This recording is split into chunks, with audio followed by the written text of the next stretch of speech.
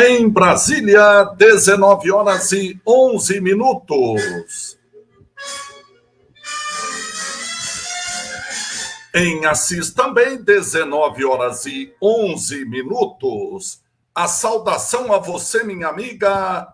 A saudação a você, meu amigo. Aqui, Reinaldo Nunes, o português livre para falar nesta segunda-feira. Segunda-feira, início de uma nova semana, início de um novo mês, início do último trimestre de 2023. Dia 2 de outubro de 2023, uma segunda-feira quente, literalmente. Além da temperatura quente, elevada, Na madrugada, tivemos uma intensa movimentação policial com troca de tiros entre bandidos e policiais. E para terminar a segunda-feira quente, mais uma CPI instalada na Câmara Municipal. Mais uma CPI. É uma semana sim, uma semana não. Até onde? E até que ponto estas CPIs têm dado o resultado esperado de quem faz a denúncia? Aguardemos. Agora a CPI é contra 3 secretários do prefeito. A secretária de Negócios Jurídicos, doutora Marina Perini Antunes Ribeiro, o secretário Ivan Serra e a secretária Vanessa Eugênio. Uma coincidência entre os 3. Todos são advogados. Todos são advogados. E é exatamente pela suposta não cobrança de recolhimento de ISS da profissão é que originou essa CPI. CPI formada agora à noite na sessão da Câmara Municipal e que terá o vereador Fernando Sirkia como presidente da CPI, o vereador Douglas Azevedo como relator e o vereador Jonas como membro da CPI. São os 3 que compõem a CPI formada agora há pouco na Câmara Municipal. Mas o dia começou quente, está terminando quente, e foi quente o dia todo em termos de temperatura, que voltou a subir. Eu já estou começando a ficar preocupado com a possibilidade de falta de água no começo do ano. Vocês se lembram que anos atrás, acho que 2 anos atrás, nós passamos um Natal sem água, né? Você lembra? E não era tão calor como está agora. E não ficamos tanto tempo sem chuva como ficamos agora. Além disso, ainda há uma insatisfação dos servidores da Sabesp. Porque o governador Tarcísio Freitas, aliás, durante a campanha eleitoral, ele havia anunciado que ia discutir a privatização da Sabesp. Os funcionários todos se rebelaram, grande parte da população, que é a favor dos serviços prestados pela Sabesp, se manifestou contrariamente. Ele deu uma recuada, pisou no freio, mas me parece que de maneira estratégica, porque agora ele retomou a carga de privatizar a Sabesp. E amanhã tem uma manifestação dos trabalhadores da Sabesp em Assis, às 7h30 da manhã. Nós estaremos lá conversando com os trabalhadores, vendo os motivos, as razões, as explicações pela paralisação nesse momento. Ou seja, o que começou quente pode esquentar ainda mais. Hoje, uma segunda-feira literalmente quente, com troca de tiros entre policiais e bandidos. Agora à noite, CPI na Câmara sendo instalada. E junto com tudo isso, a alta temperatura e a falta de chuva. E falta de vento também, né? Nem ventar, não ventou hoje. Ao que tudo indica, teremos mais uma semana quente. A primeira semana de outubro promete ser quente. Eu já estou ficando preocupado quando chegar o verão. Se os nossos mananciais estiverem sem água, imagino o que vai acontecer. Já tivemos dia e ano, final de ano sem água. Espero que isso não se repita. Imagine um calor desse e a gente não ter água em casa para tomar banho, para fazer comida, para higiene. Imagine. Rezemos para que tenha chuva, para que as nossas represas estejam com água suficiente para abastecer toda a nossa cidade. Deixa eu cumprimentar meu amigo Ronaldo, que está de folga hoje, segundona.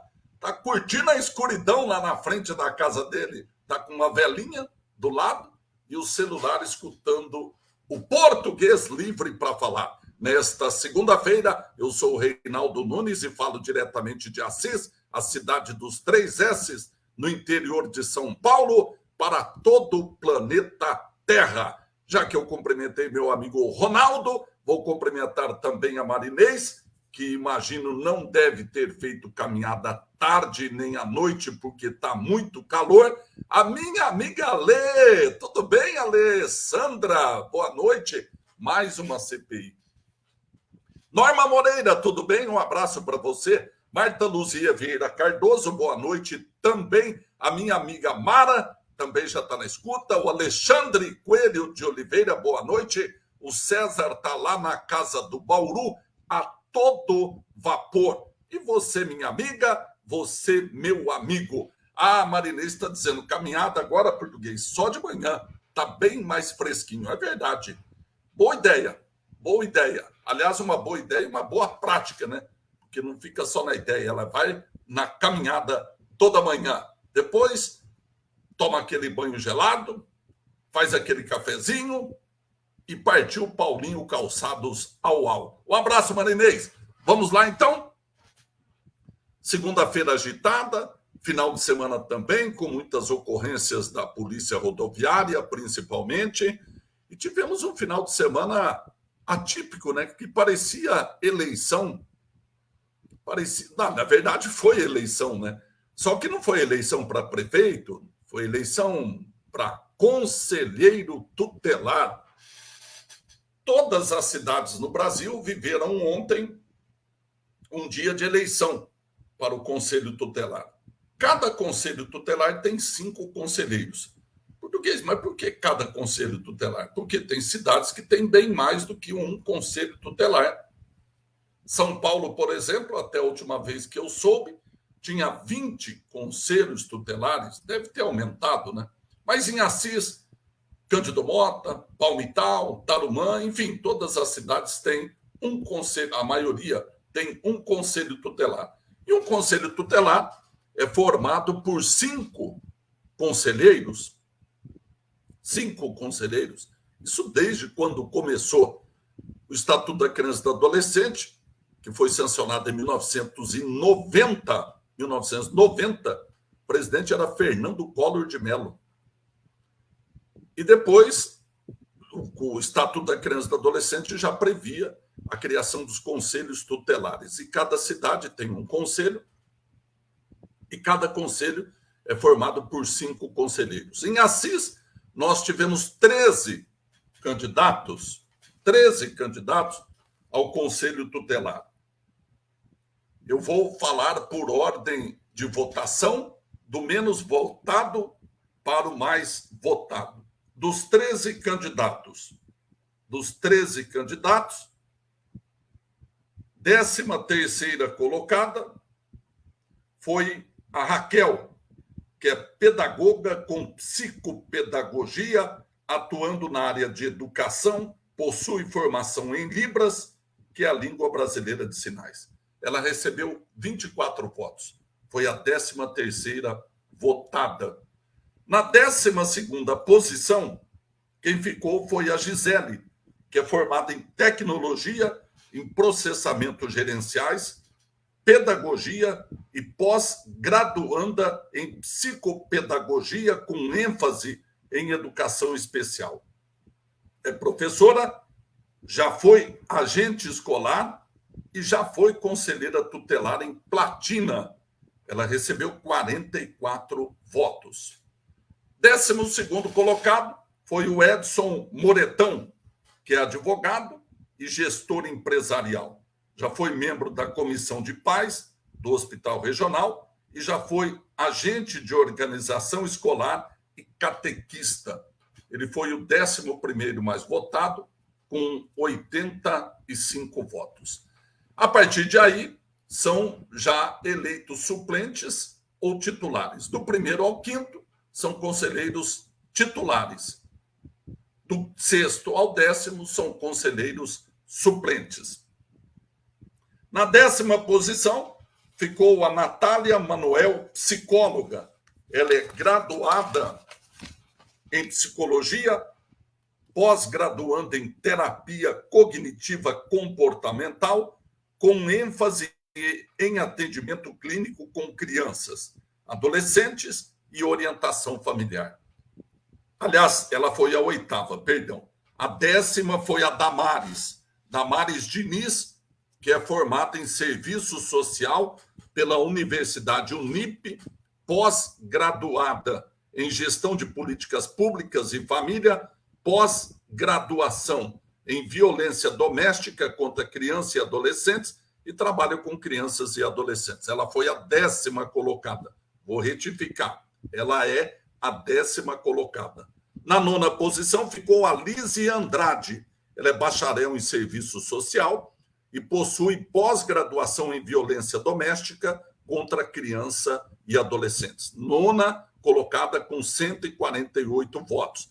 A Damares Diniz teve 128 votos. A 8ª, agora sim, é a Natália Manuel, psicóloga. Ela recebeu 154 votos. Na 7ª posição ficou a Anelisa, que é formada em Relações Internacionais pela Universidade Federal do Mato Grosso, e está cursando Letras Inglês na Unesp de Assis e trabalha com crianças e adolescentes. Ela foi a 7ª mais votada, recebeu 169 votos. E na 6ª colocação ficou a Tainara Rafaela. Ela é mestranda em História Social pela Unesp, atriz e praticante de artes marciais voltadas para a defesa pessoal de mulheres. Trabalha com crianças e adolescentes. Então, da 6ª até a 10ª colocada, são conselheiras suplentes. A Tainara, 6ª colocada. A 7ª colocada, a Anelisa. A 8ª colocada, Natália Manuel. A 9ª colocada, a Lise Andrade. E a 10ª colocada, Damares Diniz. São 5 conselheiras tutelares suplentes. E agora os 5 primeiros, que foram eleitos conselheiros tutelares titulares. Esses serão empregados em 2024. Na 5ª colocação, ficou Sérgio Vieira, atualmente conselheiro tutelar. Ele é jornalista, professor da Rede Estadual de Ensino e já atua no Conselho Tutelar por alguns mandatos. Recebeu 209 votos. Na 4ª posição, ficou a Thalita Veloso. Recebeu 225 votos. Ela é formada em Serviço Social pela Unip, pós-graduada em Violência Doméstica contra Crianças e Adolescentes, especialista em saúde mental pela Faculdade de Medicina de Marília. Foi a 4ª colocada, com 225 votos. Na 3ª posição, ficou a professora Rose, que é formada em Pedagogia, pós-graduada em Ludopedagogia e em Violência Doméstica contra Criança e Adolescente. Possui experiência como orientadora social e conselheira tutelar em IEP. Foi a 3ª mais votada, com 266 votos. Na 2ª posição, foi eleita Giovanna Guglielmetti. É bacharel em Direito e possui experiência e afinidades com projetos socioeducativos. Ela recebeu 296 votos. E o mais votado, disparado, foi o Marcos Samponi, que recebeu 575 votos. Ele é professor de Educação Física, trabalhou como diretor do PAT, em Assis, e também como professor do Colégio IP e do projeto Golfinho, do Fênix, na Secretaria Municipal da Educação. São estes, então, os resultados da eleição em Assis. 2.511 eleitores compareceram para votar. de um colégio eleitoral de quase 70 mil eleitores. Assistem 70 mil eleitores com títulos aptos para votar. O voto era facultativo, ou seja, não era obrigatório. Destes quase 70 mil, 2.511 saíram de casa nesse domingo quente, nesse domingo de calor, para ir votar na escola Lucas Tomás Menck. E hoje, pela manhãzinha, eu conversei com a Vanes Guiotti, ela que é presidente do Conselho Municipal dos Direitos da Criança e do Adolescente, que fez um agradecimento aos candidatos e principalmente a quem trabalhou. Porque para fazer uma eleição precisa muita gente trabalhar. E não é da Justiça Eleitoral. São pessoas que foram incumbidas, encarregadas desta difícil missão, mas que é uma aula de cidadania e democracia. A Vanes, de manhãzinha, fez um resumo e agradeceu aos que participaram. Fala, Vanes! Bom dia a todos os ouvintes do programa Acorda Assis.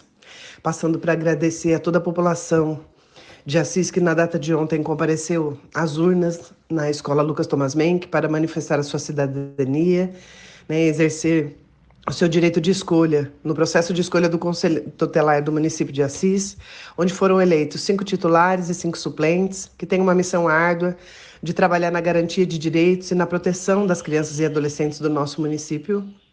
Porém, uma tarefa muito prazerosa, muito gratificante e que tem grande importância. Gostaria de agradecer também a toda a equipe, todos os voluntários do Conselho da Criança, servidores públicos que ali participaram para trabalhar e para fazer daquele dia um dia incrível, sem intercorrências, uma equipe muito responsável, muito dedicada e que esteve ali junto, participando nesse processo de escolha dos conselheiros tutelares. Agradecer a disponibilidade de todos, dos eleitores e parabenizar aos conselheiros tutelares eleitos, que terão uma missão importantíssima no nosso município. Agradecimento, agradecimento e agradecimento. É só essa a minha palavra de hoje. Obrigado, português. Eu é que agradeço. Eu e a população, né? Porque para fazer uma eleição como essa não é fácil. Não é fácil. É uma eleição que a cada ano vem aumentando o interesse da população em participar. 2.500 eleitores sem o voto ser obrigatório, ou seja, voto facultativo. Uma coisa me chamou a atenção. Dos 2.511 votos, dos 2.511 eleitores que compareceram às urnas, que ficaram só lá na Escola Tomás Menck, 14 eleitores votaram em branco ou anularam o voto. Juro que eu queria descobrir um só para entender o que leva uma pessoa numa eleição facultativa, que não é obrigado a votar, sair de casa num domingo quente de verão. Português, mas estamos na primavera ainda, mas a temperatura é de verão. Um calorzão danado. Vai até a escola, dependendo do momento que chegou lá, ficou na fila, entrou e anulou o voto. Era só não ter ido. Mas vai saber, né? Os motivos pelos quais uma pessoa sai de casa, se desloca até a escola, talvez fica na fila, tem que levar o documento, mostrar o documento e votar nulo para uma eleição de conselheiro tutelar. Mas todo mundo tem o direito, né, de se manifestar com o voto, mesmo que ele seja nulo ou branco. De qualquer maneira, Vanes, o agradecimento é nosso. E que ele seja estendido aos demais membros do Conselho Municipal dos Direitos da Criança e do Adolescente, aos conselheiros tutelares, todos eles que participaram, todos os candidatos, os 13 candidatos, porque, afinal de contas, mesmo não tendo sido eleitos, se esforçaram para ser, né? Estudaram, participaram de uma prova, participaram de curso, enfim, e desse processo eleitoral. E aí, geralmente, o processo eleitoral é quem tem mais conhecimento, né? E quem sabe melhor pedir voto. Já foi, eu diria, um pré-aquecimento aí para a eleição de candidato a vereador, que vai ser exatamente daqui a um ano, né? De vereador e de prefeito também. Mas obrigado, viu, Vanes? Deixa eu cumprimentar a minha amiga Cida Faustino, que acabou de chegar, a minha amiga Benê, também já chegou, a Maristela, obrigado, boa noite, meu amigo Vitor Basílio também já chegou, boa noite, e a Teófila de Almeida, minha amiga Tel, que também chegou. Em Assis, nós temos 70 mil eleitores em condição de votar. 2.500 apareceram para votar. Mas veja só, Palmital, que tem um colégio eleitoral bem menor, nós tivemos 2.309 pessoas votando. É quase o mesmo número de votos dos que tivemos em Assis. Em Assis foram 2.500 e em Palmital, que tem um colégio eleitoral bem menor, tivemos 2.309 pessoas comparecendo para votar. E tivemos lá também 6 votos nulos. 6 votos nulos também na cidade de Palmital. E os mais votados em Palmital, os 5, ou melhor, as 5 conselheiras mais votadas, a Bianca Campos teve 430, a Ângela Engler teve 276 votos, Vivian Coco teve 248 votos, Cibele Escalada teve 237 e Isis Joaquim teve 226 votos. São as 5 conselheiras tutelares, titulares de Palmital. 5 suplentes, Luíde Verza, 127 votos, Bernadette Ortiz Amati, 119 votos, Carmen Montoro, 118 votos, Giovana Sartori, 85 votos e Ana Maria Bonani, 79 votos. São os números, então, da eleição na cidade de Palmital. Número grande, hein? Número grande. Se você levar em consideração que o colégio eleitoral em Palmital é bem menor do que o de Assis, e tivemos praticamente o mesmo número de votantes para a eleição do Conselho Tutelar, significa que lá o povo está mais envolvido, mais empenhado em participar da escolha. Foram 2.309 eleitores que compareceram às urnas em Palmital. Em Assis foram 2.511. E em Cândido Mota, o número foi ainda maior. Em Cândido Mota, o número foi ainda maior. E tem um colégio eleitoral menor. E mais de 3.000 pessoas compareceram para votar no Conselho Tutelar em Cândido Mota. Parabéns a todos os envolvidos. Meu amigo Queco, boa noite, seja bem-vindo sempre. Paulo Renato Valim Pecchio está lá em Presidente Prudente, na escuta. A minha amiga Angélica também está na escuta, muito obrigado e boa noite. Paulo César Tito, o Paulo Cuca, e a sua participação no Português Livre para Falar. Fala, Paulo!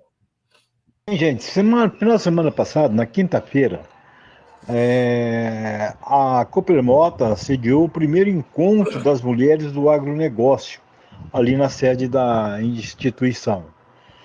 Mais de 200 mulheres ligadas ao agronegócio compareceram para a troca de ideias, a integração, e a avaliação final foi coroada com sucesso, segundo todos os participantes.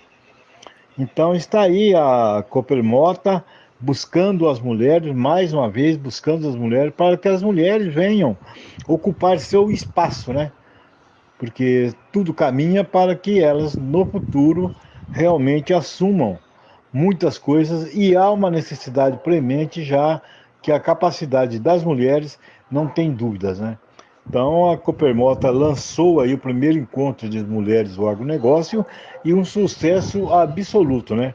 Como todos os eventos que a Coopermota faz.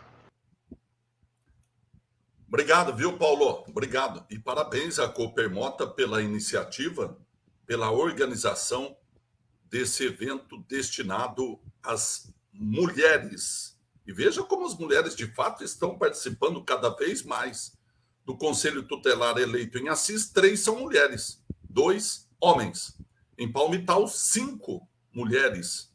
E desde o começo do Conselho Tutelar em Assis, a maioria é sempre formada por mulheres, que têm mais tato, têm mais carinho, mas também sabe ser firme nas decisões que envolvem crianças e adolescentes. Muito bacana isso, né? Parabéns à Coopermota pela iniciativa e pela realização desse evento. O Paulo Almeida está chegando, a dona Mafalda está chegando feliz da vida, né? Porque o filho foi o mais votado na eleição para o Conselho Tutelar, 575 votos. Parabéns, viu, dona Mafalda, pelo filho. Agora, trabalho duro, hein? Trabalho duro. Não sei como andam as coisas no Conselho Tutelar, mas eu me lembro que o primeiro Conselho Tutelar que eu fiz parte era muito trabalho, viu? Muito trabalho mesmo. E não tinha hora. Para você ter uma ideia, isso era em 1994. 94, 95 e 96. Não existia telefone celular. Não existia telefone celular. Mas tinha o plantão. A gente atendia plantão, ocorrências. A criança na rua, dormindo na rua. Tinha que acionar o Conselho Tutelar e o Conselho Tutelar tinha que ir lá arrumar um abrigo para aquela criança, não pode deixar ela na rua. Se ela tiver casa, tem que levar para casa. Se ela tiver casa, mas está sendo ameaçada, por isso que ela pode ter fugido para a rua, tem que arrumar um lugar seguro para colocar essa criança. Aí você vai me perguntar, mas como funcionava o português? Se não tinha telefone celular de madrugada, como é que se fazia? Tinha o bip. Alguém se lembra aí o que era bip? Foi uma invenção que durou muito pouco tempo, viu? Porque depois chegou o telefone celular e o bip acabou. Mas tinha o bip. Sabe o que é o bip? O bip é um aparelhinho que a gente andava com ele. Andava com o bip e levava para casa. Se tivesse alguma ocorrência no plantão do Conselho Tutelar, a Polícia Militar, a Polícia Civil, o bombeiro, a escola, enfim, eles telefonavam na central do BIP e falavam, olha, eu preciso acionar o Conselho Tutelar. E a central do BIP acionava o BIP que estava com o conselheiro de plantão. E aquilo era inferno, né? Porque tocava e fazia um barulho alto, bip, bip, bip, bip, bip, de madrugada. Estava dormindo, tinha que acordar. Ligar para a central, saber o que estava acontecendo e, na maioria das vezes, pegar o carro e ir resolver, né? Ou, dependendo da ocorrência, chamar a polícia militar escoltava o conselheiro, dependendo da ocorrência.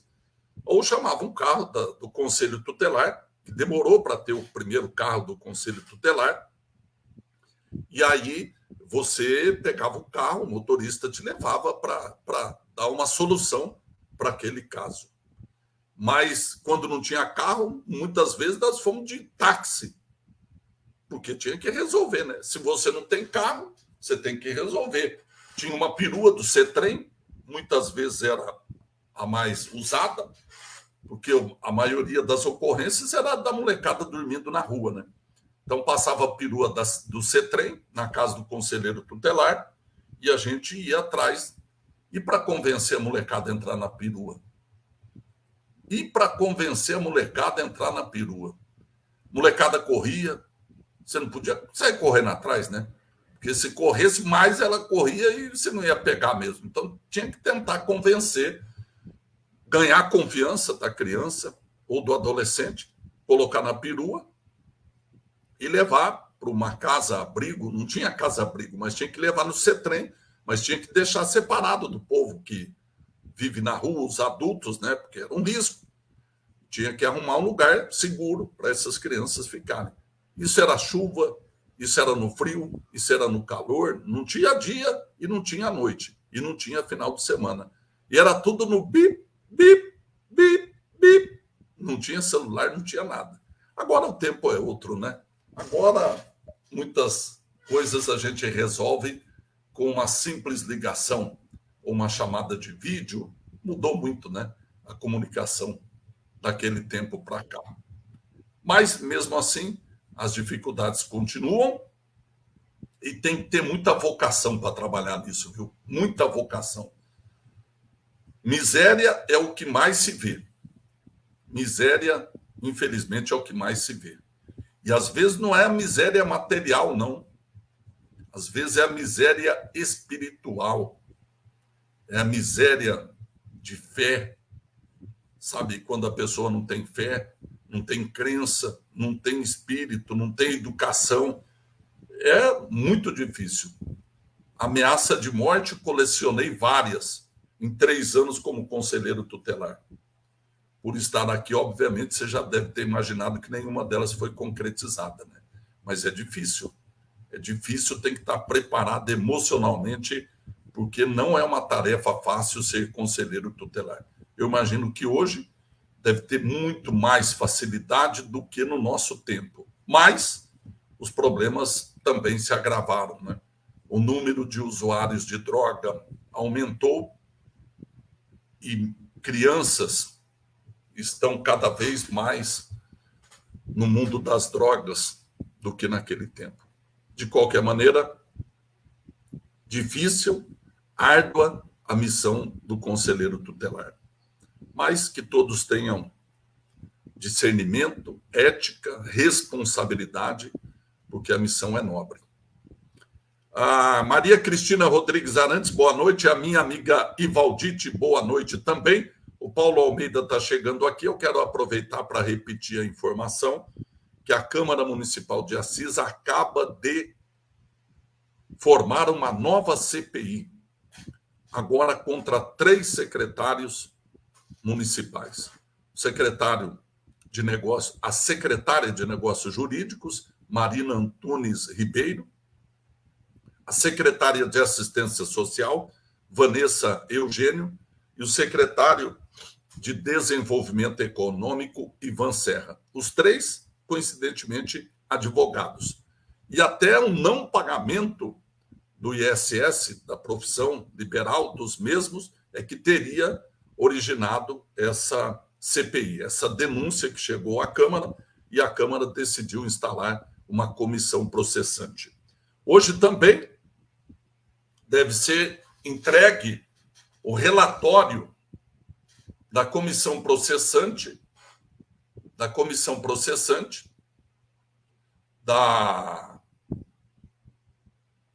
FEMA, comissão processante da FEMA.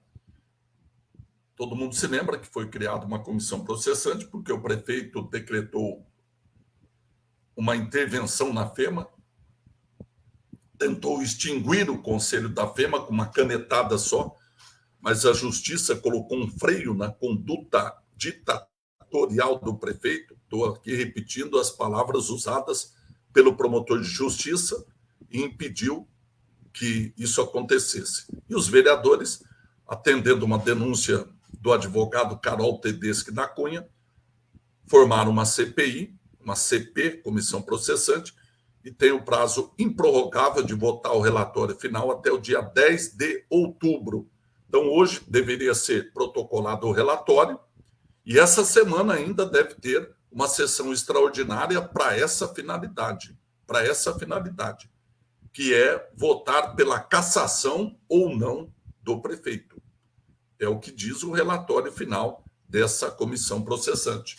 Propõe, sugere, indica a cassação do prefeito. A minha amiga Cristina está escrevendo algo aqui. Aqueles aparelhos para exercícios que ficam na parte de cima do parque, parece que são para pessoas com alguma deficiência. É isso?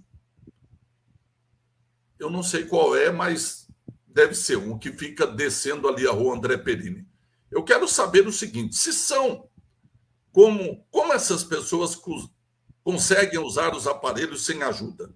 Eu imagino que nem todos possam ir lá, acompanhados de um instrutor personal particular. Tem alguém lá para ajudar, orientar, ou é para tirar foto apenas?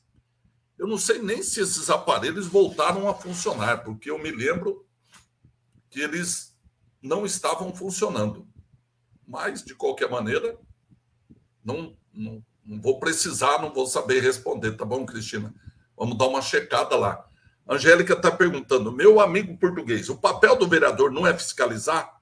Que coisa feia hoje. A base do prefeito, nenhum quis participar. Luiz Souza, boa noite, português. A minha amiga Felina, ela e o seu Manuel estão lá no Parque Colinas também assistindo Português Livre para Falar. Eu falei que o dia começou quente, terminou quente. Começou quente porque tivemos uma ocorrência envolvendo assaltantes de um ônibus de sacoleiro, o pessoal que ia para São Paulo fazer compras. O ônibus foi rendido por uma quadrilha que obrigou o motorista a levar o ônibus para o canavial, ali em Tarumã. A polícia chegou, teve troca de tiros. A quadrilha fugiu, abandonou um carro e fugiu. E em Palmital teve nova troca de tiros. E os ladrões abandonaram o carro que usaram na fuga, no Paraná já. E aí fugiram, provavelmente em outro carro. Levaram alguns pertences dos sacoleiros, mas felizmente ninguém ficou ferido. Nenhum policial ficou ferido, nenhum passageiro ficou ferido. Já os assaltantes não dá para saber, porque eles fugiram, não dá para saber se alguém deles foi alvejado. Mas a ocorrência que começou ontem à noite na SP-333 e depois foi terminar lá em Palmital. Aí atravessaram para o lado do Paraná. Mas teve mais ocorrências registradas pela Polícia Rodoviária. Uma delas é essa que você vai assistir agora.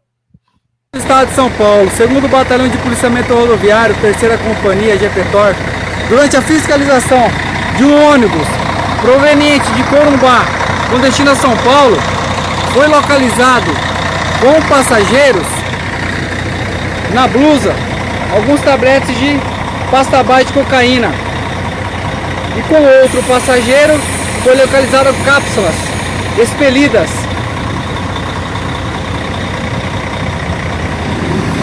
Polícia Militar, vamos todos juntos, ninguém fica para trás. Caramba! Ouviram aí?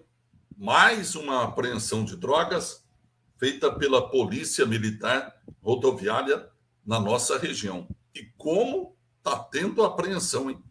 Se não é apreensão de drogas, é apreensão de cigarros do Paraguai, enfim, todos produtos ilícitos, ilegais, que têm sido apreendidos pela Polícia Militar Rodoviária, que é da 3ª Companhia, que tem a sede na cidade de Assis. Essa foi uma das ocorrências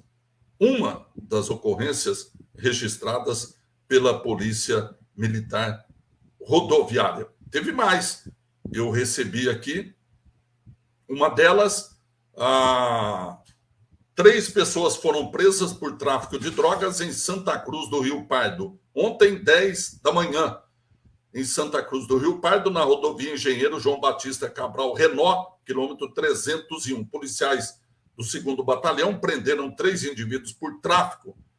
Eles realizavam a operação quando abordaram um ônibus de fretamento para fiscalização. Durante a vistoria, encontraram com 3 passageiros, 2 tijolos e aproximadamente 60 cápsulas de pasta base de cocaína. Essa ocorrência que você acabou de assistir. Mas tivemos outras ocorrências registradas pela Polícia Rodoviária.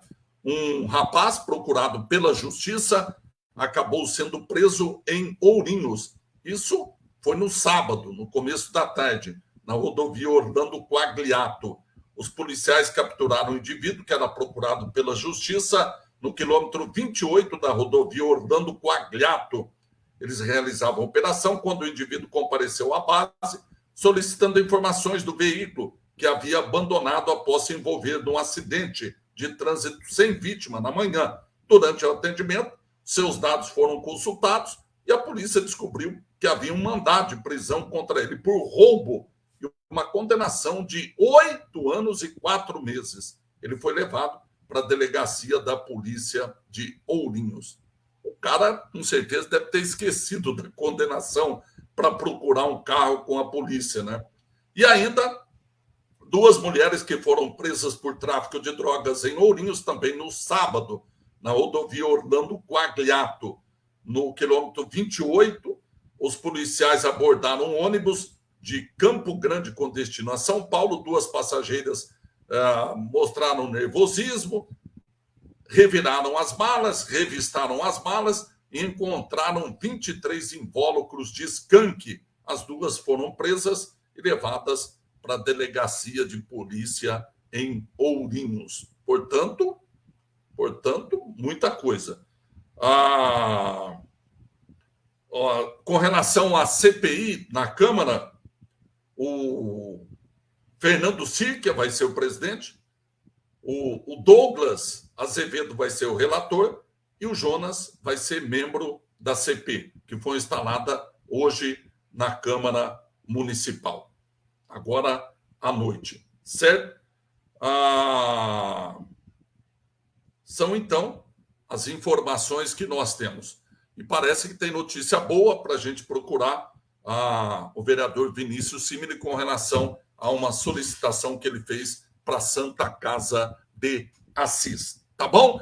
Mas, minha amiga, meu amigo, faltando 5 minutinhos para as 8 da noite, quero terminar agradecendo a audiência, assistência e parabenizando a todos os conselheiros tutelares. Afinal de contas, terão muito trabalho pela frente nos próximos anos, mas que tenham muita perseverança, muita firmeza e muita coragem. Por que não dizer coragem? Porque é um trabalho árduo e difícil.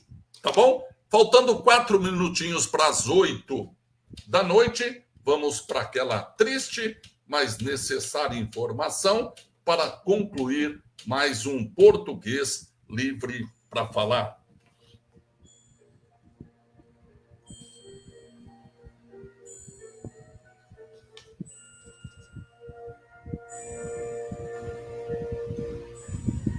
Sepultamentos ocorridos nesta segunda-feira.